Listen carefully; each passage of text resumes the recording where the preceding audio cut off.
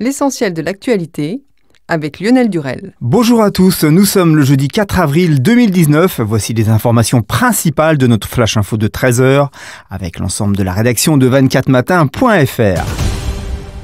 Les retraites chapeau versées aux dirigeants d'entreprise seront limitées par la loi à 30% du salaire du dirigeant et ne pourront pas être cumulées avec une clause de non-concurrence, a annoncé aujourd'hui le ministre de l'économie Bruno Le Maire. Au micro de BFM TV et d'RMC, il a ajouté que cette disposition deviendra une disposition législative inscrite dans la loi puisque visiblement ces gens ne veulent pas comprendre. Ce sera dans les prochaines semaines sur la base d'une ordonnance, aussi prévue dans la loi Pacte, a-t-il précisé. Quelques écoles partiellement bloquées et des drapeaux corses tapissés dans des avenues d'Ajaccio. Emmanuel Macron arrive aujourd'hui sous tension en Corse pour sa 15e et dernière étape du grand débat, boycotté par les nationalistes. Le chef de l'État est arrivé vers 11h sur l'île pour une rencontre avec les maires et les élus locaux, alors que les nationalistes au pouvoir ont appelé à une opération île morte pour la première fois depuis plusieurs années.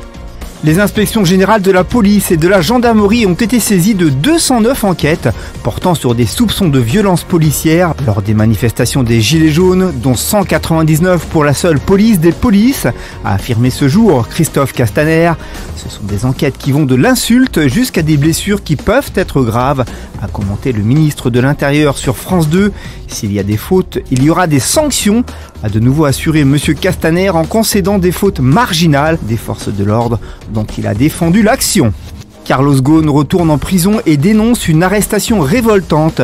Arrestation révoltante et arbitraire, a jugé Carlos Ghosn, interpellé à son domicile de Tokyo sur de nouveaux soupçons de malversation financière. Le parquet a justifié cette décision par un risque de destruction des preuves, selon le procureur adjoint Shin Kukimoto.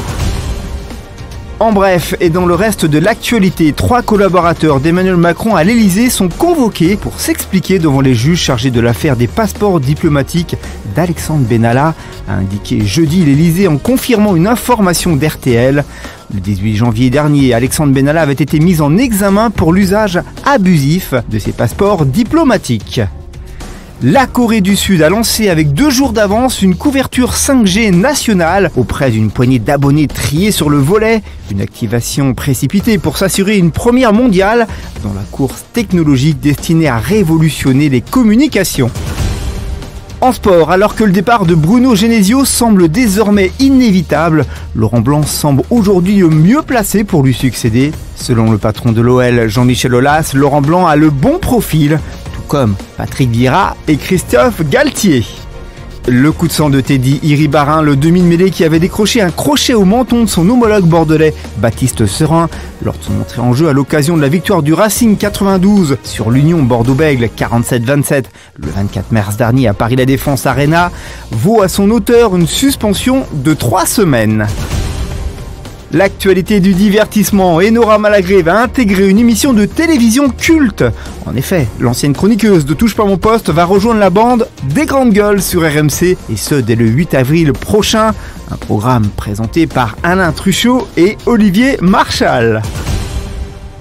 On conclut ce journal avec votre météo de vendredi matin. Attention aux gelées attendues du nord-est au centre-est jusque sur l'arrière-pays provençal. Le soleil domine sur une large moitié est si l'on accepte quelques bancs de brouillard ou nuages bas dans certaines plaines ou vallées. Dans l'ouest, le ciel est plus chargé avec des pluies éparses en Bretagne. L'après-midi, le temps est contrasté avec un ciel très nuageux à couvert de la Bretagne et de la Normandie jusqu'en Nouvelle-Aquitaine avec quelques pluies éparses. Sur une large moitié est, le temps est calme et sec avec de belles éclaircies.